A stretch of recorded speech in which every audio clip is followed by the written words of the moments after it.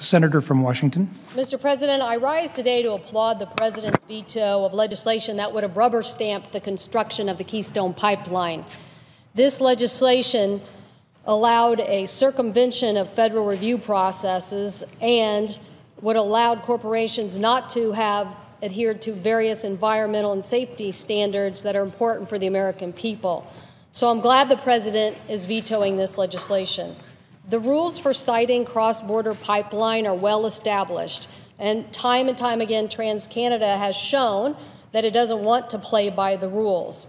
So with this veto by the President of the United States, he is clearly saying TransCanada must play by the rules. The President's veto recognizes three important implications for Congress in the intervening in trying to pass this existing pipeline process. First, this bill was premature because it authorized construction of the pipeline while legal and administrative processes were still ongoing in Nebraska and South Dakota, and where landowners and tribes are seeking to review in the courts before regulatory bodies.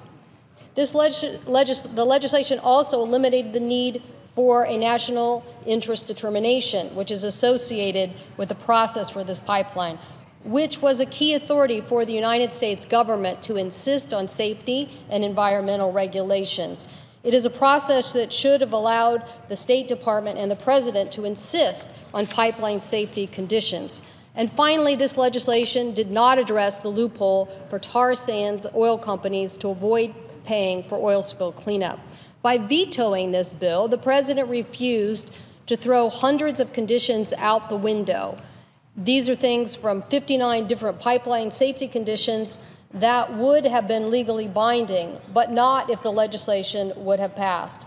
So my colleagues also remember that we talked about work, that we now have concerns on the existing Keystone pipeline. So I am glad the President of the United States vetoed this legislation.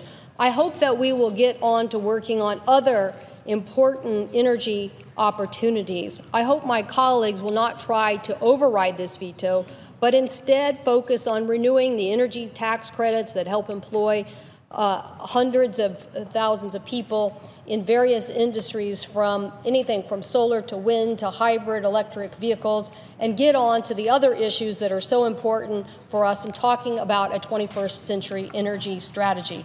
Again, I'm glad the President of the United States has vetoed this legislation that would have been a rubber stamp by Congress for a special interest. Instead, let's make sure that all environmental and safety conditions are met. I thank the President. I yield the floor.